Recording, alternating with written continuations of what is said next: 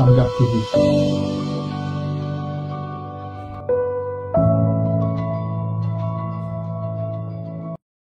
Alors, que Dieu vous bénisse. C'est votre frère Koumbi Lévi.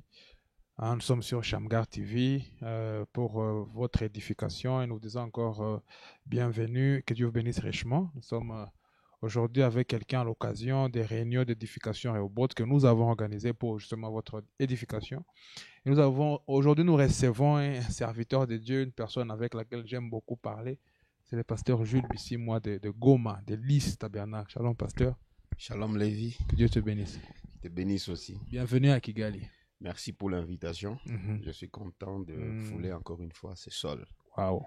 Nous sommes aussi contents de vous recevoir. Merci. Notre dernière émission à Goma a fait beaucoup de polémiques. Oui, pour rien. Pourquoi? C'est le contenu qui n'était pas encore exploité. Les gens se sont limités à la couverture, ce qui n'est pas un bon comportement. Parce qu'on ne juge pas un Romain avant de l'avoir entendu. Ça, c'est vrai. Il fallait qu'il m'entende pour me juger, non pas me juger à partir de la couverture, mais du contenu qui est bon. Êtes-vous toujours, justement, croyez-vous toujours à ce que vous aviez défendu ou bien après beaucoup d'attaques, parce qu'il y en a eu, vous avez peut-être échangé des façons de voir les choses? Je n'ai pas changé. J'ai au contraire accentué ma position. Il est d'autant plus accentué qu'avant. Je continue à croire ce que j'ai dit, parce que c'est une lutte dans laquelle je me suis jeté. Et lorsque on mène une lutte, il faut s'attendre à des critiques. Ça, c'est vrai. Et il faut aussi se guerroyer pour arriver jusqu'à l'aboutissement, jusqu'aux objectifs qu'on s'est assignés. Aujourd'hui, allez-vous parler avec modération ou bien avec cette ouverture d'esprit avec laquelle je vous ai trouvé à Goma? Si je veux parler avec modération, parce qu'avec beaucoup d'attaques là. Je n'ai attaqué personne. Non, j'ai dit, vous, on vous a attaqué. Moi aussi, on m'a attaqué. Aujourd'hui, est-ce que j'ai devant moi une personne modérée ou bien quelqu'un qui va me dire cette vérité que je viens entendre pour justement bénir? Parce que, pour l'information, il y a d'autres aussi qui ont été bénis, qui ont été beaucoup édifiés par ce que vous avez dit. Alors aujourd'hui, est-ce que j'ai devant moi une personne modérée qui va parler avec beaucoup de diplomatie ou bien une personne qui va m'ouvrir encore le cœur pour bénir les enfants de Dieu? Si je vais être modéré, c'est que ce serait de la politique maintenant. Les attaques que j'ai reçues, les insultes que j'ai reçues, je précise ici que j'ai été insulté, beaucoup plus par des prédicateurs. Et les brebis ne l'ont pas beaucoup fait comme les prédicateurs l'ont fait. Des amis, des proches m'ont insulté. Et après m'avoir entendu, ils n'ont pas demandé pardon. Ils ont juste dit nous ne savions pas. Sans demander pardon. Et je n'étais pas étonné parce que je connais le comportement de tous. Et c'est parmi les comportements que vous avez justement dénoncés lors de notre entrevue. Oui, les mêmes comportements que j'ai dénoncés, c'est ce que j'ai vécu dans les différentes interventions. Et je me suis dit, il fallait que je dise ça. Parce que c'est ce qu'ils sont. Et si l'occasion me sera encore donnée, je le dirai avec accent. Voilà, c'est que je suis là. Pourquoi ces revirements soudains, pasteur Jules? Vous étiez aussi parmi ceux-là qui... Bon, permettez-moi, avec vous, je suis libre. Vous aussi, vous étiez un fanatique, si je peux le dire ainsi. Qu'est-ce qui s'est passé? Pourquoi c'est l'événement soudain? Vous savez, il est difficile pour un être humain de se repentir. Lorsqu'on est jugé sur... longtemps, le comportement humain a toujours indiqué qu'il est difficile pour un homme de quitter sa position et de prendre celle qui est meilleure par rapport à celle qu'il avait déjà embrassée. Et le temps m'était donné de rentrer en moi-même et de comprendre que nous sommes en train d'échouer. Et l'allure que nous étions en train de prendre n'était pas la meilleure. La voie que nous étions en train d'emprunter n'était pas la meilleure. Il fallait changer. Je ne pense pas être le premier à voir le contraire de ce que nous étions en train de faire. Je pense être parmi ceux-là qui sont en train de voir. Et je comprends que si Dieu ne nous aide pas, nous allons nous enfoncer davantage. J'ai envie de dire, vous aviez raison alors. J'ai raison. Parce que le message de William Branham me soutient, les Écritures me soutiennent, et les événements que nous vivons dans le monde du message prouve à suffisance que j'ai raison. Donc aujourd'hui, j'ai le même pasteur Jules que j'avais raconté à Goma. Plus encore. Merci beaucoup. Parlant des événements qui nous entourent, ces événements justement qui sont en train de, comment dire en anglais, de shape, hein, de donner une forme à notre quotidien. J'aimerais aujourd'hui que nous puissions, d'entrée de jeu, commencer un peu avec deux choses, le patriotisme et la politique. Pasteur Jules Frère Branham dit, comme un Américain, je soutiens les États-Unis. La honte des États-Unis, c'est ma honte. Appelons ça patriotisme. Mais comment différencier cela d'avec la politique, que je pense que certaines personnes ont mélangé les deux. Ils ne savent plus où est le patriotisme, où est la politique que le prophète aussi nous a interdit. Avec le pasteur, j'aimerais que nous puissions un peu différencier ces deux notions pour mieux comprendre ce qu'il en est. D'entrée de jeu, je dirais d'abord que le propriétaire de ce message, c'est le Seigneur Jésus-Christ. Okay. Message qu'il a donné à William Branham pour nous prêcher. William Branham est le chef de cet âge. Il est le conducteur de cet âge. C'est à lui que nous nous référons. Yes. Quand nous prêchons dans les assemblées, nous disons, Frère Branham a dit, c'est qu'il y ait une référence dans nos prédications, nous qui croyons le message. Je ne pense pas que William Branham, dans sa poche, quand il voyageait, il avait un passeport du message de l'heure. Branham, les documents de voyage qu'il possédait, avaient le logo des États-Unis. Il s'appelle William Marion Branham. C'est un nom américain. C'est un Américain de sang, d'origine. Son passeport était américain. Vous voyez, William Branham entrera au ciel comme un Américain. Le drapeau qui sera en train de battre pavillon, aux côtés de lui, ce sera un drapeau américain. Si je peux le dire, si existeront. Le Congolais, ça ne change pas. Je voyage avec mon passeport congolais. Je suis à Kigali maintenant. J'ai reçu un visa dans mon passeport congolais. Il n'y a aucun passeport du message de l'heure. Mais néanmoins, tous les croyants du message appartenant à des nations différentes ont une nationalité céleste identique. Et ça, c'est l'âme de l'homme. L'âme vit dans un corps qui est né sur un sol.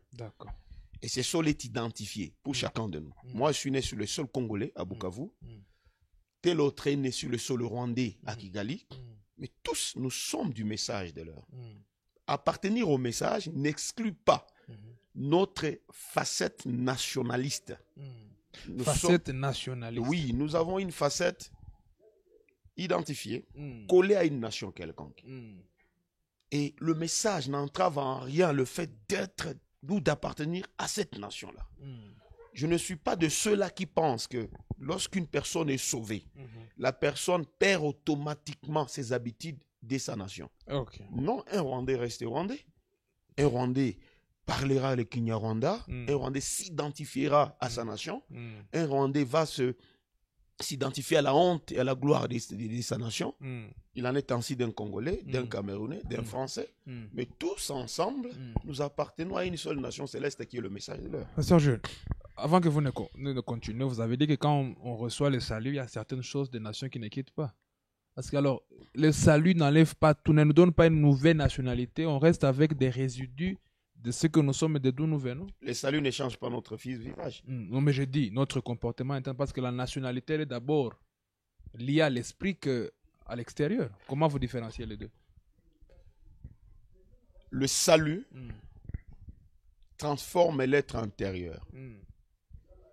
Le salut ne vient pas transformer notre voix. C'est vrai. Le salut ne vient pas transformer notre rhétorique. C'est vrai. Le salut ne transforme pas notre démarche. Le salut ajuste les mauvais comportements à la parole. D'accord. Amen à ça. Si nous avons des comportements dans la chair qui sont en dehors de la parole, le salut les enlève. Et si nous avons des comportements qui pourraient entraver à l'esprit de Dieu, le salut les ajuste. Mais le salut n'enlève rien de la personne extérieure. De la personne extérieure. Merci pour la clarification. Je reste Jules qui parle swahili, qui parle français. Mais qui est sauvé. L'homme intérieur transformé, régénéré. Voilà. Si je parlais beaucoup avant de croire le message, je parlerai beaucoup après avoir cru, mais de la manière ordonnée. D'accord. Si je bégayais avant de croire le message, je continuerai à bégayer après avoir cru, et ça ne sera pas un problème.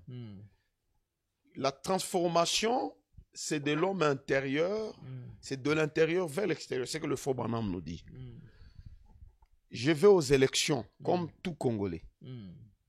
J'ai des appréciations comme tout Congolais. J'ai des goûts comme tout être humain. J'aime telle chose, je n'aime pas telle autre chose, comme tout autre humain. Le salut ne m'impose pas la bouffe, la nourriture que je dois manger. Pasteur Jules, venons-en en fait, Pasteur. J'aimerais que nous puissions parler. Mais restons pas seulement au patriotisme. Maintenant, c'est quoi la politique? Comment converger? J'aimerais que nous puissions vraiment entrer dans ça.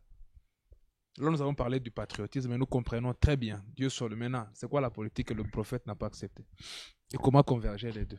Moi, je pense que, à mon avis, la politique que le Faux Branham a interdit, c'est le militantisme. D'accord. C'est quoi? Explique-nous. Explicite cela pour celui qui ne va pas comprendre ce terme compliqué. Parce que dans chaque domaine de la vie, il y a la politique. Ok. Il y a la politique dans l'église. Que voulez-vous dire par la politique dans l'église? C'est la politique que le frère Sylvain Nkola a chanté. Politique et côté dans l'église. C'est ça qui est dans l'église. C'est ce que le Faux Branham a interdit. La politique qui entre dans l'église. Ce que le frère Sylvain a chanté, c'est ce que le Faux Branham a interdit. Maintenant, quelle est cette politique qui est dans l'église? Et quand vous suivez cette chanson, et je les salue en passant, au cas où ils suivraient cette vidéo, quand vous suivrez cette chanson, vous verrez que le frère a beaucoup plus martelé. C'est merveilleux. C'est que de choses que nous posons afin d'atteindre nos objectifs, mais qui ne sont pas des choses de la parole. C'est une manière erronée du plan de Dieu, mais que nous utilisons pour atteindre nos objectifs. À la place des citations, à la place des écritures, il y a une ruse que nous mettons en place pour atteindre les objectifs. Faut m'en dire. J'aimerais avoir une église de 5 personnes, que d'en avoir une église de plusieurs personnes amenées par la politique. C'est qu'il est possible pour un pasteur de remplir son église par une manière usée, et c'est que nous appelons la politique. Je donne un exemple. Un pasteur dans la ville qui est en face d'une autre assemblée, mais du haut de sa chair, il détruit un autre pasteur devant ses brebis, afin de décourager ses brebis d'aller vers cette autre parcelle-là. C'est de la politique. Vous voyez, il suffit seulement qu'il apprenne que l'autre pasteur à côté de lui prêche mieux que lui. Il est profond, il aborde profondément la parole. Et aujourd'hui, vous savez que tout le monde a soif d'écouter des grandes choses, des profondes choses. Et que s'il arrivait que le pasteur, je ne le prêche pas comme le pasteur Lévi, j'utiliserai une manière rusée d'interdire à mes brebis d'aller l'écouter en le détruisant. Ça, c'est la mauvaise politique. Et donc, il y a une bonne politique alors. Oui, mais quand je mets en place l'église, l'organisation d'une église, la manière dont une église s'organise, quels sont les objectifs d'une église? C'est amener les âmes au ciel. Des gens qui viennent dans nos églises ont des affaires. Des gens qui viennent dans nos églises ont des familles. Des gens qui viennent dans nos églises ont des soucis, ont des programmes. Il y a la politique de Dieu pour les garder. Donc, je comprends. C'est un canevas à suivre afin d'atteindre les objectifs qui nous ont été assignés par la parole. L'administration, par exemple, le mot administrateur, ça n'existe pas dans la Bible. Vous ne lirez aucune part dans la Bible où le mot administrateur est écrit. Ça, c'est une manière de gérer l'argent de Dieu à l'église. Vous voyez, le rapport que nous donnons pour les dîmes, les offrandes, et ainsi de suite, c'est une manière de gérer l'argent de Dieu à l'église. Et c'est ça la bonne politique. Ça, c'est la bonne politique. Le mot peut choquer, mais je le trouve dans un sens indiqué, bien précis et bien indiqué pour l'employer ici, pour exprimer ce que j'ai en pensée. Cette politique, elle est bonne. Oui, elle est bonne. Maintenant, c'est quelle est la politique qui n'est pas seulement la russe? Quelle est l'autre politique qui n'est pas correcte, qu'un chrétien ne devrait pas s'adonner, à laquelle le chrétien ne devrait pas s'adonner? Vous savez, quand on nous interdit d'aller dans le monde et faire cette politique-là, quand nous appelons quelqu'un politicien, très souvent, ce qui tombe au premier coup à ses lèvres, c'est un mensonge. Ok. Tous les moyens sont bons pour lui en vue qu'il atteigne l'objectif. Et c'est ce que nous refusons. Vous voyez, tous les moyens ne sont pas bons. Il y a des principes. Il y a des principes qu'il faut respecter. Et le principe que nous respectons, ici je parle en tant que croyant du message, ce sont les citations et les écritures. En dehors des citations et des écritures, tout ce que nous ferons est de la politique. C'est que si nous devons gérer une église, c'est à travers les citations et les écritures. Voilà. Frère Branham dit que la gloire des États-Unis, c'est lui, excusez pour ceux qui ne vont pas l'accepter, c'est lui l'exemple par excellence. Ouais. Il dit la gloire des États-Unis, c'est la gloire, la honte des États-Unis, c'est ma honte. Mais parce que quelle est la limite, en fait? Quelle est la limite d'aimer son pays et de se trouver dans un piège, de commencer à aller dans le militantisme dont vous avez mentionné tout à l'heure? Branham a dit la gloire des États-Unis, c'est ma gloire. Je dis la gloire du Congo, c'est ma gloire. Amen. La gloire du Rwanda, c'est la gloire des Rwandais. Yes. Je ne vois pas mal qu'un frère rwandais soutienne le Rwanda maintenant. Et ici, en passant par cette chaîne, je voudrais un peu interpeller nos compatriotes congolais qui s'en prennent aux frères rwandais, qui soutiennent le Rwanda dans leur démarche de paix. Expliquez bien. Je ne suis pas d'accord. Comment alors que nous devons supporter nos... Vous avez dit que je suis congolais. Non, moi j'ai dit ceci. Nos compatriotes congolais qui s'attaquent aux frères rwandais. Aux frères rwandais. Ou nos frères congolais, nos frères en Christ congolais qui s'attaquent aux frères rwandais qui soutiennent leur pays. N'ont-ils pas raison, justement, parce qu'il y a des tensions, n'ont-ils pas raison? Les tensions peuvent exister, mais ils n'ont pas raison. Mais ils sont les tensions existent entre... Je donne un exemple qui est clair et qui s'est vu maintenant entre le Congo et le Rwanda, que les frères congolais se sentent à l'aise de voir un frère rwandais soutenir le Rwanda. Si Branham était militaire et qu'il allait au front, attends. Allez-y. Si frère Branham était militaire, ce qui n'est pas interdit, ce qui n'est pas mauvais. Moi, dans mon église, j'encourage le frère à faire l'armée. J'ai dit aux frères, si Dieu vous conduit à faire l'armée, faites-la. Inscrivez-vous, enrôlez-vous, allez faire l'armée, allez faire la police. Il n'y a pas de problème. Tu me l'interdis. Il était un militaire et qu'il entrait en guerre contre les Congolais. Ils sont au front. Vous ne tuerait pas les frères congolais au front. Mais là, il est au front. Est-ce qu'il ne tuerait pas les frères congolais? Oui, bien entendu, il est au poste du Il sert Dieu. En servant son pays en tant que militaire, donc il serait en train de servir Dieu. Donc tous ces appels à la haine sont justifiables? Nous ne les faisons pas. Les croyants ne doivent pas les faire. Certains l'ont fait, pasteur. Peut-être vous pas, mais certains l'ont fait. Je n'ai pas vu. Et si ils l'ont fait, qu'ils se répandent. Je sais. Au nom du soutien de leur pays. Oui. C'est la question que je vous ai posée. Oui. Quelle est la limite? Ou bien y en a-t-il pas? On doit soutenir son pays. La limite se situe au niveau où un chrétien ne devrait pas aller au-delà de ce qui est écrit. Alors, qu'est-ce qui est écrit?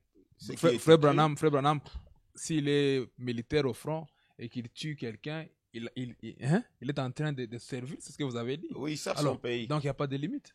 Allons-y. Là, ce n'est pas une limite. Là, c'est une obligation. Okay. Tu es enrôlé dans l'armée pour aller au front pour défendre ta patrie. Et l'outil de défense qu'on te remet, c'est une arme. Et l'arme n'est pas pour tirer sur les oiseaux. L'arme, c'est pour tirer sur l'ennemi. Voilà. Pour ce cas-là, c'est normal. Mais pour un moi civil... Pasteur Jules, si j'étais militaire au Congo et que j'allais au front contre les Rwandais, je tuerais les frères rwandais qui sont au front. Et nous tous, dans ce cadre, nous verrons au ciel, il n'y a pas de problème. Dans ce cadre bien précis que vous avez précis, là je comprends. Ouais. Mais pour un frère qui n'est pas militaire, qui est en train de s'attaquer, de s'adonner à des... Et il va prier pour son pays. Prier pour son pays, pas s'attacher. Des insultes, des dénigrements contre les frères rwandais qui prient aussi pour leur pays afin que leur pays remporte une victoire. Je prie pour mon pays, vous priez pour les vôtres et nous nous retrouvons ici à Kigali en train de prêcher le message. Quand il y a eu des tensions politiques entre le Congo et le M23, entre guillemets, le Rwanda était derrière, ainsi de suite. Moi, j'ai prié pour mon pays. Je suis au Rwanda, je suis à Kigali maintenant. confirmé que le Rwanda ne faisait pas de On n'a pas disposition. confirmé, c'est tout ce C'était que nous des avons choses appris qu'on avait aux entendues. médias. Mais moi, j'ai prié pour mon pays et je prie pour les Congo. Prie aussi pour ton pays, que l'Américain prie aussi pour son pays. Mais je ne m'attaquerai jamais à un frère rwandais qui soutient son pays, qui soutient son armée. Tu t'attaqueras à quoi? Je ne m'attaquerai jamais à lui. S'il faut s'attaquer à quelque chose, sur quoi allons-nous nous attaquer? Et ici d'abord, mes limites, c'est la prière. D'accord. D'accord. Alors un frère qui ne prie pas, qui attaque? Il avait attaqué pourquoi? Il est militaire. Oui, parce qu'il soutient son pays, c'est la citation. La seule manière pour un frère de soutenir son pays, c'est prier pour son pays. C'est Fobanam qui l'a dit. Fobanam a prié pour les États-Unis. Fobanam a prié pour Kennedy. Qu'il prie aussi pour Tshisekedi. Ok. Appeler à la haine, appeler à... C'est la méchanceté. C'est un péché. Appeler à la haine, appeler les gens à prendre des machettes et des bâtons et tout pour s'attaquer aux frères rwandais qui sont chez nous au Congo, c'est de la méchanceté. S'il y a des frères qui ont fait ça, qui se répandent, sont des païens. Qui se répandent. Et des pasteurs qui ont envoyé le feu. Quel feu? Des pasteurs qui ont déclaré des choses sur le pays. Il n'y aura pas de feu. Et Dieu ne peut pas exaucer une telle prière. Parce que les prières que Dieu exauce sont les prières faites selon la parole.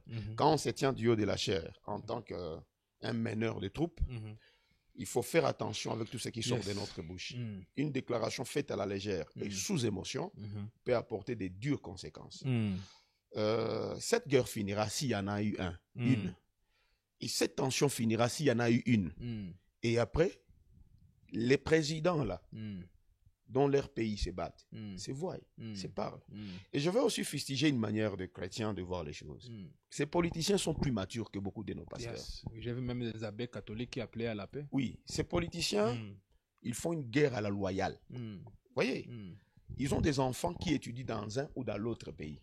Ils se retrouvent à l'étranger. Quand ils quittent les frontières, ils se retrouvent là-bas, ils dînent ensemble, ils parlent ensemble, ils s'appellent. Vous voyez, mais il y a des frères de l'autre côté qui n'ont plus été capables d'appeler les frères qui sont de ce côté-ci. Alors que ces politiciens qui nous ont mis dans cette haine, eux se parlent. Je voulais appeler ici ces pasteurs qui sont des leaders d'opinion, qui conduisent des foules. Je voulais les appeler à la retenue, à la sagesse et à une guerre loyale. Qu'est-ce que vous appelez guerre loyale, pasteur? C'est cette guerre qui respecte les principes. Quand le pasteur se tient du haut de la chair en train de lancer le feu, je lance le feu à Bujumbura, je lance le feu au Cameroun, je lance le feu pour brûler qui? C'est ça. Pour brûler qui? Pour ceux qui sont là-bas, bien Pourquoi? entendu. Qu'est-ce qu'ils ont fait? Ils ont attaqué. Non, pourquoi? Pour brûler qui? La seule manière pour un pasteur de lancer le feu, c'est de prendre ses brebis dans son église et les enrôler dans l'armée. Les envoyer à s'enrôler dans l'armée pour aller au front. C'est aussi une manière. C'est ce qui est logique. Un chrétien peut être un militaire, peut faire ses services. Qu'est-ce qui est interdit? Peut tirer sur notre frère. Qu'est-ce qui est interdit? Je te pose la question. Si un frère. Vous devenez militaire demain, vous me retrouvez au front. Vous me voyez en train de passer, vous me tirez. Et je ne me repentirai pas. Donc vous pouvez me tuer parce que c'est par obligation, comme vous l'avez dit, vous irez toujours au ciel. Je ne me repentirai pas. Oui, parce que c'est mon métier. Donc, si une sœur, dans son métier, on lui demande de porter les pantalons, plus que c'est une obligation, peut-elle le faire? Ça, c'est pas le métier. Quoi, non, le porter les pantalons, non. Dressing code, elle est obligée de faire pour avoir certains métiers. C'est quoi la différence à ce que non, l'armée, nous parlons de l'armée ici. Oui. Ok. Alors, s'il n'y a pas de limite. Sais-tu que Billy Paul avait été trouvé inapte? Oui, je sais. Parce que. Oui, il est parti faire l'école militaire, l'armée. Mais vous êtes en train de dire que si votre travail vous oblige à faire quelque chose, faites-le, vous irez au ciel. Donc aujourd'hui, nous pouvons dire à nos... Je n'ai pas dit ça. Corrigez-moi pas. Nous parlions de l'armée. Éclaircissez cela. Nous parlions de l'armée. J'ai dit que l'unique manière pour nos pasteurs qui ont des grandes foules, des 10 000, 20 000 personnes, de soutenir leur pays, et ce n'est pas en envoyant des messages pour insulter les frères qui sont de l'autre côté, au Rwanda, au Burundi, en Ouganda, ainsi de suite. Je trouve l'une des manières pour eux d'aider le Congo, c'est de dire à leurs jeunes d'aller faire l'armée. C'est une contribution. D'ailleurs, une contribution monumentale qui ne s'effacera jamais. Et le pasteur, je l'ai appelé, c'est brebis à faire ça. Oh, moi je ne dis pas ce que je ne fais pas. J'ai dit à mes brebis, allez vous enrôler dans l'armée, faites de la police, servez le pays. Je ne trouve pas de mal. Et ils sont au front, ils trouvent Lévi de l'autre côté. Qui est un en civil? face. Non, non. Il est en face dans l'armée adverse. Ils sont au front. Il n'y a pas de problème. Et nous tous, nous serons ciel. Nous irons au ciel après ça. J'ai le Saint-Esprit, je tire sur l'ennemi. L'ennemi aussi un frère, il meurt, il va aussi, il me précède. Moi, je mourrai demain, je le retrouverai aussi. Fabanam, quelque part, dit un chrétien ne tue pas. Racontez l'histoire de ces... Vous connaissez l'histoire de ces gladiateurs? Je te corrige. Je te corrige. Merci de le faire. David a tué. Oui, Goliath. David a tué Uri. Uri, oui, ça c'était... C'était un meurtre. C'était une faute. Oui. Qu'il a même été puni pour... Il a été puni pour David ça. a tué Uri. Oui, mais il a été puni. Dieu a envoyé le prophète, Nathan, pour les réprimander pour ça. Alors qu'au fond, David tuait chaque jour. David tuait des centaines, même des milliers. Et tu sais que, je crois dans 2 Samuel 7, David, à une époque donnée, avait servi l'armée philistine. Parce qu'en Israël, on l'avait chassé. Et il est parti de l'autre côté. On l'a nommé général d'ailleurs. Commandant des opérations. Et il est revenu combattre l'armée de son propre pays. Et il a tué des frères. Tu comprends? Et jamais le prophète Nathan n'est venu pour les réprimander pour ça. Parce que c'était dans son métier. Il a été appelé pour être un général. Il a été appelé pour aller au front. Mais une fois qu'il n'était pas au front, il avait tué un frère qui n'avait pas besoin d'être mort à ce moment-là, d'être tué. Et Dieu est venu les réprimander pour ça. Voilà. C'est qu'en dehors de ce métier, je ne suis pas militaire. De soldat qu'il était? Oui. En dehors de ce métier, lorsqu'on s'adonne au meurtre, ainsi de suite, c'est mauvais. C'est très mauvais. Mais quand c'est dans ce métier, on a l'onction pour son travail, il n'y a pas de problème. Bon, merci beaucoup pour l'éclaircissement, pasteur. Je comprends. J'espère que nos téléspectateurs aussi ont compris. Et comme vous avez dit, que les frères arrêtent du militantisme. De tous les... Oui, moi, je ne suis pas un politicien. Je peux m'occuper ou voir ou m'informer de ce qui se passe dans mon pays, mais le métier auquel je suis appelé, c'est la prédication de la parole. L'unique contribution que je sois capable d'apporter à mon pays, c'est la prière. C'est ce que Dieu nous a donné comme une grande arme. D'ailleurs, Fobanam dit que c'est la plus grande arme de toutes les armes qui ont déjà existé. C'est la prière. Et si je ne suis pas capable de prier, que je fais ma bouche, que j'observe, pourquoi entrer dans des messageries, dans des haines, dans des appels à la haine et tout, contre nos frères qui eux aussi sont soumis aux mêmes situations. Ici, je vais dire une chose. Chaque frère pense que son pays est le pays béni de Dieu. Chaque frère. Yes, ça c'est vrai. Et nous, les frères congolais, nous pensons que le Congo est le pays le plus béni au monde. Nous pouvons avoir raison de nous-mêmes, mais ça peut ne pas être la parole. L'unique nation sur terre qui est une nation de Dieu, c'est Israël. C'est Israël. Toutes les nations ne sont pas des dieux. Même le Congo démocratique. Ce sont les Congolais qui sont des dieux, pas la nation congolaise. Les limites qui nous séparent du Rwanda, du Burundi, de l'Ouganda, sont les limites qui ont été placées par nos colons. Vous voyez, ce n'est pas Dieu. Mais l'unique nation dont les limites ont été placées par l'Éternel lui-même, c'est Israël. C'est un Israélien qui peut dire ma nation appartient à Dieu. Pas un Congolais, pas un Rwandais. Nos nations appartiennent au diable. Dans Matthieu chapitre 4, quand Satan a élevé Jésus sur la haute tour, il lui a dit, tu vois le monde entier là, ça m'appartient. Sauf Israël. Là, Israël était exclu. Le système aussi. Voilà. Je suis en train d'avancer. Ça m'appartient. C'est que si tu m'adores, je te le donne. Congo était dedans, le Rwanda, ainsi de suite. Et la politique de toutes ces nations appartient au diable.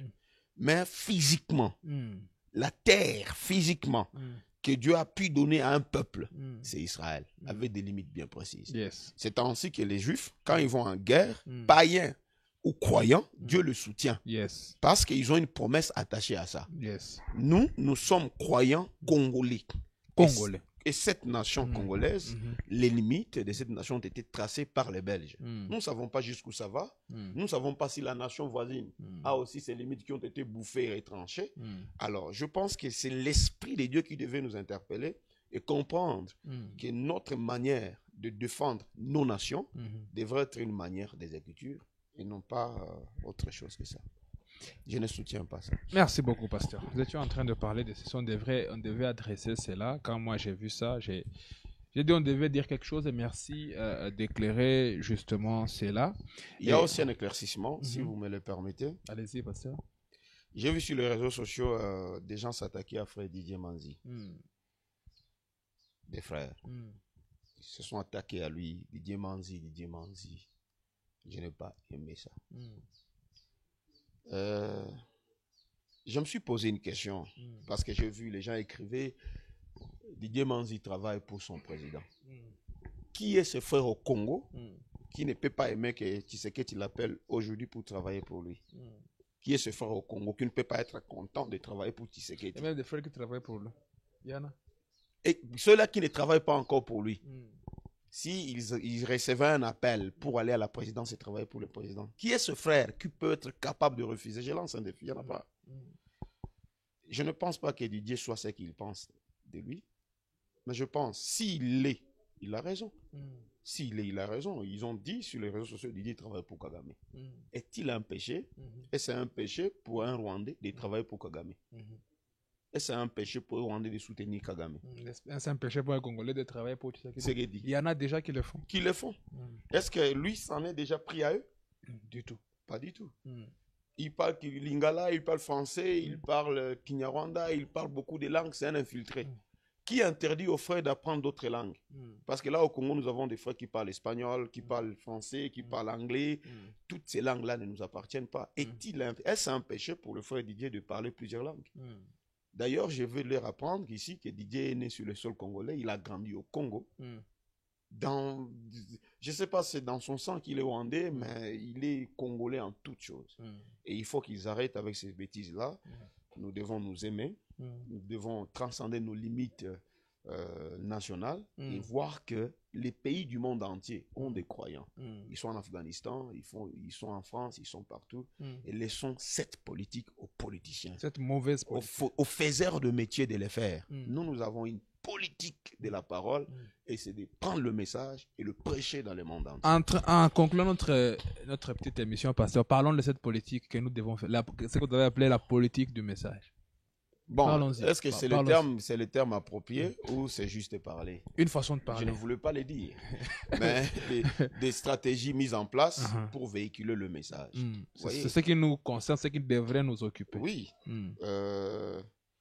Mettons toute notre énergie sur le terrain en place afin que le message soit propagé de la bonne manière.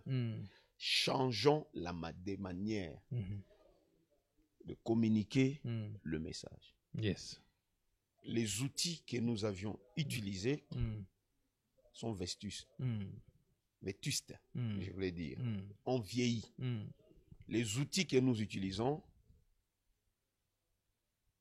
ne sont plus à jour. Il faut changer de stratégie. Des outils, pas de message, mais des outils. Il faut changer de stratégie. Et c'est ce que je peux appeler la nouvelle politique de la diffusion du message. Aujourd'hui, cette manière de se détruire n'a plus de gains, ne bénéficie à rien. Aujourd'hui, cette manière de s'attaquer entre nous-mêmes n'édifie personne. Nous sommes restés longtemps en train de nous insulter pour qu'une personne ait de l'ascendant sur l'autre. Mon succès repose sur la destruction de l'autre assemblée. C'est un ancien outil, ça ne fonctionne plus aujourd'hui. Le monde est allé plus loin que ça. On ne peut pas bâtir son succès en détruisant un autre frère. D'ailleurs, nous sommes ici dans Shamgar. Et dans Shamgar, nous avons été invités pour une convention Rehoboth, c'est-à-dire des outils, de personnages différents, mais se retrouvant tous autour d'un même puits. Où chacun a sa place. Tu es exhortateur, ne cherche pas à être un enseignant. Dieu t'a appelé exhortateur, reste exhortateur. Mais néanmoins, soyons tous là parce qu'il y a une place pour chacun. Ne nous détruisons pas, changeons de manière. Nous n'avons pas été capables de convertir le monde en détruisant les païens. Nous les avons insultés jusqu'à ce que nous avons manqué d'insultes. Nous les avons appelés des rétrogrades, des corbeaux, jusqu'à ce qu'ils se sont réveillés et ils nous ont fait comprendre que ces outils que nous avons utilisés sont vieux et ne sont plus utilisables. Changeons de manière. Le monde nous a prouvé qu'ils n'ont pas de vérité, mais ils peuvent mieux s'organiser que nous. nous pensons, moi je pense que nous, les croyants du message, avec cette bonne parole que nous avons, nous ne sommes pas la meilleure organisation qui puisse exister. Nous nous divisons à tout bout de champ. Pour n'importe quoi, nous pouvons nous éclater. Il suffit qu'un frère ait faim pour quitter une église. Alors, attendons-nous et comprenons que nos outils sont vieux. Changeons de manière. C'est ce que j'appelle la bonne politique à adopter pour atteindre les objectifs. Ayons une bonne attitude à présenter au monde qui doit être converti. Parce que seul le message de William Branham est l'unique vérité que le monde a. Mais nous qui l'utilisons ne sommes pas capables de le faire pénétrer dans le cœur des gens. Nous les présentons de la très mauvaise manière qui soit. Vous voyez? Et c'est ça ma bataille. C'est dans cela que je suis. J'ai aimé hier, j'ai vu une fille en pantalon dans l'église. Parce qu'elle était invitée, elle avait des bijoux. À l'époque, ça ne pouvait pas être possible. On la chasserait à partir de la porte. Le pasteur l'a mis juste à côté. Juste à côté, là où les serviteurs étaient. Vous voyez? Pourquoi la mettre dehors? Et pourtant, ce dont elle a besoin, c'est venir d'abord écouter la parole. J'ai vu de mes yeux, j'avais amené une sœur en Christ à Christ. Une sœur. Et c'est dans les années 2000. Nous partions à l'église. Elle avait des bijoux. J'étais allé la récupérer pour l'amener à l'assemblée. Chemin faisant, c'était un dimanche matin. Je l'ai vue d'elle-même enlever ses bijoux et les jeter. Et je lui ai posé la question, pourquoi tu enlèves? Elle dit non, non. Tout ce que tu m'as dit depuis hier jusqu'au maintenant, je comprends que ces histoires n'ont plus eu de place sur mon corps. C'est Dieu qui transforme. C'est Dieu qui change. Il a transformé cette terre qui était informe et vide. Qu'est-ce qui peut être impossible à lui de faire? Rien. Rien du tout. Alors, ne l'aidons pas à faire le métier. Et en l'aidant, nous détruisons. Vous voyez, c'est que nous sommes en train de mal aider Dieu. C'est ça, en fait, le militantisme. Ça tombe même bien. Vous voyez, du fanatisme. Nous voulons aider Dieu à faire du travail. Ne l'aidons pas. Il sait ce qu'il peut faire. Ayons l'amour, la tendresse, la gentillesse, la douceur. Le monde viendra. Nous avons un produit à présenter. Adoptons de bonnes manières. Il va venir. Voilà ce que j'avais à dire. Quand vous parlez de changement de stratégie, vous le faites avec passion, vous le faites avec beaucoup de cœur. Oui. Pourquoi avoir pris tout ce temps avant de réaliser que la stratégie ne marchait pas? Et pourquoi ne pas me poser la question de savoir pourquoi avoir pris tout ce temps pour y penser? Parce que j'ai pris beaucoup de temps. Merci pour la bonne question. Les résultats. Vous voyez, les résultats que nous avons reçus n'étaient pas les meilleurs. Tout le monde a échoué. Où devrions-nous en être? Tout le monde a échoué. Tout le monde. Il y a ceux qui ont des églises, des grandes églises. Et aussi une grande église par rapport à qui? S'il fallait compter un pasteur par rapport au nombre de brebis, Jésus serait le dernier. Il n'en avait que 12. Alors, qu'est-ce qui manifeste l'église? L'église, c'est la qualité de l'esprit qu'il y a dans cette église-là. Vous voyez? Et je veux dire que le nombre de personnes qu'il y a dans nos églises, très souvent, c'est motivé par le chômage. Très souvent. Très souvent, c'est motivé par la politique que le pasteur a mise en place. J'ai dit ici, il suffit qu'un pasteur détruise un autre. Il va voir déjà. Si tu venais dans mon église et que tu racontais des mensonges sur ma vie, tu auras déjà la moitié de mon assemblée. Voilà.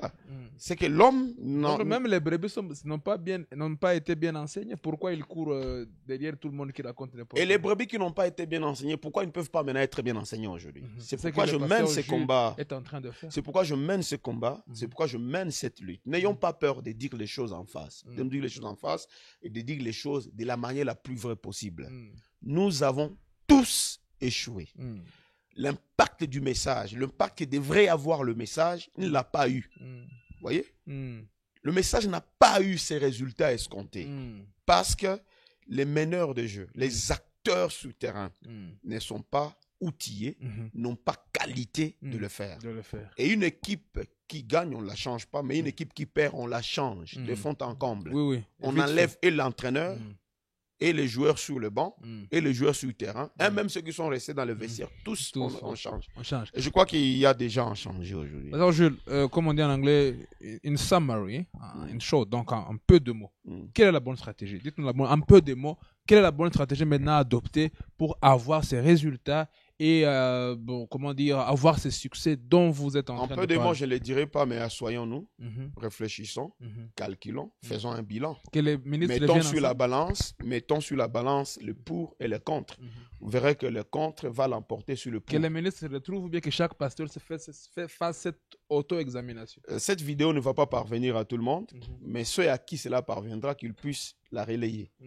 Et que nous comprenions qu'il est temps pour nous de nous asseoir. Le temps est fini.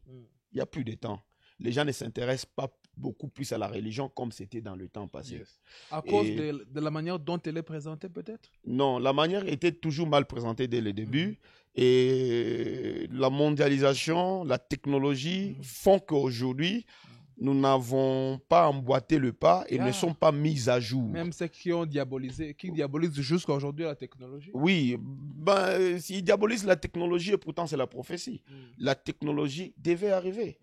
Voyons comment nous ajuster par rapport à la réalité. Vous voyez, j'avais parlé dans l'émission passée sur la télévision et j'avais dit aujourd'hui, si un pasteur montait du haut de sa chair pour prêcher contre la télévision, c'est bien, ce sont les citations, c'est Foubanam qui l'a dit, mais ce ne sont pas des citations mises à jour.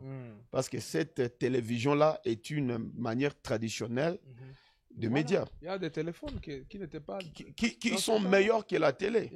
Et le pasteur qui doit monter à la chair, il doit ajuster son inspiration par rapport à la citation qui est vraie, qui ne change pas, et la mettre dans son contexte. Aujourd'hui, la télévision n'est pas un mal. Pas parce qu'il ne l'est pas, mais parce qu'il ne fait plus rien. Des enfants ne la suivent plus. Les enfants sont déjà connectés. Ils sont Internet, ils sont Google, ils sont Android. Le pasteur, quand il va monter à la chair, il faut qu'il s'adapte à la réalité du temps. Et qu'il connaisse où est-ce que nous en sommes. Oui, oui. Et aujourd'hui, le monde devient de plus en plus méchant. Et les banamistes deviennent aussi de plus en plus méchants. Ne voulant pas changer alors que nous devenons de plus en plus pires. Changeons de manière. Ça ne va pas. Si vous allez sur le terrain, ça ne va pas. Une organisation ou une convention qui s'organise à Kigali, dénommée Rehoboth, mais il fallait que tous les pasteurs viennent. Je voudrais bien que les pasteurs ferment d'abord leurs églises, parce que ça ne se fait qu'une fois l'an, ou qu'une fois 2 ans, 3 ans, 4 ans. Retrouvons-nous. Il y a des ministres qui sont venus de l'étranger. Allons-y. Parlons-nous, voyons-nous, parlons. Allons écouter la parole. Une manière pour nous de communier. Parce que la communion est devenue une denrée rare. Les gens ne le font plus. Et quand un ancien dans la ville nous donne l'occasion de communier autour d'un thème, allons-y. Il y a des choses que nous n'avons pas écoutées chez nous, dans nos églises respectives, mais que nous écouterons là-bas. Il y a des fois que nous n'avions jamais vu. Ça fait 2, 3, 4 ans que nous verrons là-bas. Et la communion sera ressoudée. Je pense, ce sont des manières à changer. Ah, lui là, il organise ses réunions, je n'y vais pas. Même s'il ne t'a pas invité, vas-y. Même s'il n'est pas venu chez toi, toi va chez lui. C'est une fois là qu'on te donne cette occasion. C'est cet échec dont vous parlez que nous sommes en train de subir justement. Oui, c'est un échec et si ça continue ainsi, nous serons décimés. Il arrivera un temps où des gens dans leurs églises, et je voudrais que ce soit une prophétie, si Dieu me donne l'occasion de le faire, que j'en fasse une prophétie, il y aura un temps où des gens dans les églises passeront plus de 5 ans sans voir un seul baptisé. Parce que les gens ne seront plus intéressés par le message. À cause du mauvais produit que les bons produits que nous présentons mal. Voilà, merci. C'est un bon produit, le message de l'heure, mais que nous présentons très mal.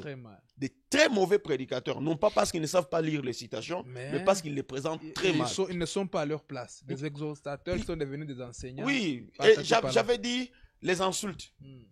Les insultes. Oui. Du haut de la chair. Savez-vous que c'est nous qui devions être en train d'être appelés dans des assemblées de pentecôtistes pour leur prêcher le message? Ces pasteurs-là nous appelleraient. Mais tu sais pourquoi ils ne nous appellent pas? Parce qu'ils savent qu'une seule prédication va diviser toute l'église.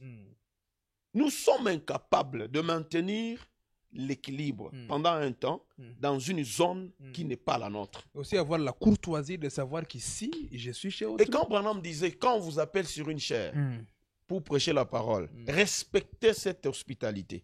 Branham ne disait pas quand vous appelez dans une assemblée, il n'a pas dit ça. La chair, c'est partout, même dans une mosquée. Quand tu vas aller dans une mosquée pour prêcher, si l'imam t'y appelé, tu vas commencer à insulter Mahomet, même s'il était un faux prophète. Pas du tout. Tu as besoin que ces gens croient la parole. On t'appelle dans une église pentecôtiste, il y a une façon d'aborder le message. Cache même tout ce que tu crois. Des doctrines qu'eux ne croyaient pas. Prêche là où vous vous rencontrez tous. Vous voyez, il y a des écritures qui peuvent vous rassembler. Abordez-les de la bonne manière et dans un bon esprit. Ils verront la touche de Dieu. Ils comprendront que même si vous ne les avez pas blessés, mais vous les avez abordés de la manière différente que ce qu'eux font. Il y a beaucoup de questions qui sont en train de venir alors que nous devons conclure malheureusement notre émission. Mais j'ai une question à te poser avant que je te laisse partir pour aujourd'hui. Il y a certains pasteurs qui sont en train d'abandonner le message. Ici au Rwanda, nous en avons eu certains. Est-ce qu'ils deviennent des païens? Devant les insulter, ne plus communier avec eux? D'abord, ça, c'est la prédestination. Voilà la limite que Dieu leur avait fixée. Ils ne devaient pas la dépasser. Tout ce qui nous arrive, en bien ou en mal, Fobanam dit, derrière chaque homme, tout geste qu'il fait, Dieu est derrière. Tout mouvement, même toute pensée. Ailleurs, il dit, une puce ne peut pas cligner l'œil, à moins que Dieu l'en ait ordonné. Il dit, il connaît même le nombre de fois que la puce clignerait l'œil. C'est que si un pasteur du message arrive à abandonner le message, Dieu était derrière ça. Et si Dieu est derrière ça, c'est que Dieu était derrière cette action pour montrer que cet homme-là n'est pas un fils de Dieu. Parce qu'il n'y a pas une preuve pour moi, tangible, de comprendre que celui-ci est perdu, en dehors du fait qu'il abandonne le message. Quel est le comportement abordé vis-à-vis de lui? On ne l'est pas. Le message... Tu peux aller prêcher chez lui s'il t'invite? Pourquoi pas? Et tu vas me dire Branham alors que lui, il a déjà abandonné? Mais s'il abandonne Branham et qu'il m'appelle, moi qui crois Branham, d'aller prêcher chez lui, c'est qu'il a besoin qu'il revienne à Branham. D'abord, le fait de m'appeler, c'est une bonne invitation que je ne peux pas sauter. Bon, et le message n'est pas l'armée. Où tu quittes, on te fusille. On te fait passer à la cour martiale. Tu es libre de partir, on te laisse partir un peu. Et on t'aime, on te respecte, on communique. Si tu veux. Toi, hier, à la chaire, j'étais entendu dire que le message, c'est une bonne philosophie. On peut abandonner une philosophie. Oui, c'est vrai. Si le pasteur Jules se réveille aujourd'hui et dit, moi, je ne crois plus au message de William Branham. Tu as droit. J'ai droit à ça. On ne va pas m'arrêter. L'État comprendra que j'avais une philosophie que je viens de relâcher. Et tu as changé. Mais ne m'insultez pas. Ne me tuez pas. Je peux être ton frère dans la chair. Mais nous tous, frères en Christ, nous croyons le message. Si j'abandonne le message, je vais quitter la famille. Je perdais le nom de Kumbi pour avoir abandonné le message. Parce que le message ne m'a pas donné ces noms-là. Je reste Kumbi, mais dans le ciel, je suis mis à côté. Toi, tu ne chemines pas avec ceux qui ne croient pas le frère Branham. Non, si. Tu ne travailles pas avec eux au boulot où tu es. Bien entendu. Tu les appelles, tu les diabolises. Pas du tout. On parle bien, nous sommes à l'aise. Pourquoi nous ne sommes pas capables de comprendre que quand quelqu'un quitte le bateau, il peut vouloir nager?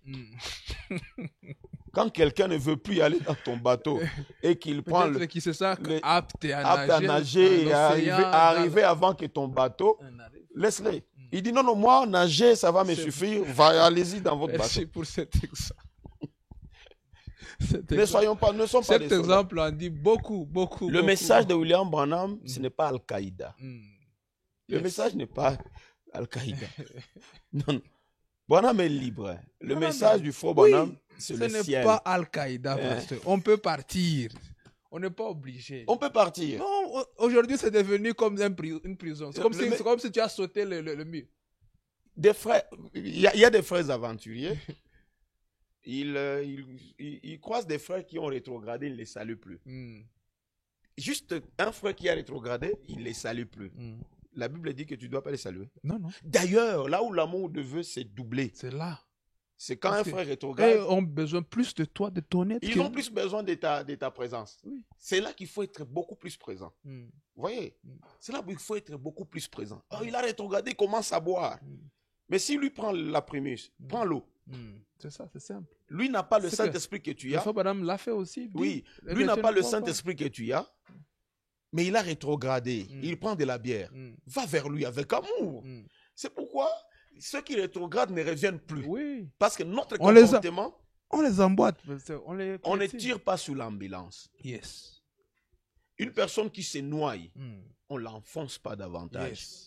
On lui jette l'échelle. Et l'échelle, c'est quoi? L'amour, la présence, la prière, la miséricorde. Arriver chez lui.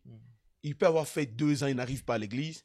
Mais tu arrives 2 fois la semaine chez lui à la maison. Pendant que tout le monde l'a rejeté, il va revenir à l'église. Et quand tu arrives chez lui, prie ensemble avec lui. Prie avec lui. Pleure avec lui. Ne les juge pas. Ne les juge pas, ne l'insulte pas. Tu as les jugements à lui présenter, mais avec amour. Voilà ce que je voulais dire. Parce que, quand on parle avec toi, on n'a pas envie d'arrêter, mais malheureusement, nous devons arrêter. Avant de vous laisser partir, pasteur, avant que nous puissions prier pour les gens qui vont nous suivre, un petit conseil, et puis nous allons prier. Parce que c'est vrai que vous en avez beaucoup. Vous êtes parmi les défenseurs de la nouvelle stratégie. Oui. Un conseil pour aujourd'hui? Un conseil, c'est que changeons de manière. Nous avons un bon produit à présenter. utilisons les bonnes méthodes pour le vendre. Ok. Nous avons le meilleur produit que le monde n'a jamais eu. Le message de William Branham, le monde ne l'avait jamais eu depuis le commencement des temps. Et nous sommes la dernière génération pour prêcher la parole. Nous devons quitter cette terre avec de bons témoignages. Amen. Changeons des méthodologies pour vendre ce message aux gens. Prions pour ceux qui vont nous suivre, pasteur. Seigneur Jésus, je bénis ton nom pour ces mi-temps d'interview. Et je crois que mon frère, ma soeur, qui vont suivre cette vidéo seront édifiés. Amen. Bénis le frère Lévi, bénis Shamgar TV et donne-nous à avoir une bonne méthodologie pour véhiculer ce message de l'heure que tu nous as envoyé par le prophète Branham. Nous t'aimons et notre objectif est de convertir le monde à toi, d'amener beaucoup plus d'âmes au Seigneur à ce précieux message. Bénis cette heure du Rwanda qui nous a reçus. Bénis ce peuple de Dieu qui est dans cette ville. Bénis ces réunions pour lesquelles nous sommes ici. Et nous remettons le reste entre tes mains au nom de Jésus-Christ. Amen. Amen. Avant que nous puissions parler, j'aimerais remercier notre ingénieur. On ne le voit pas beaucoup, l'ingénieur Boubo. Hein, c'est lui le grand metteur en scène de tout ce que vous voyez sur Shamgar. Mon petit frère. Oui, bien entendu. Que j'aime beaucoup. Boaz Kumbi. Merci beaucoup. Que Dieu bénisse. À plus. Abonnez-vous et soyez connectés. Que Dieu bénisse. Shalom. Amen. Shamgar TV.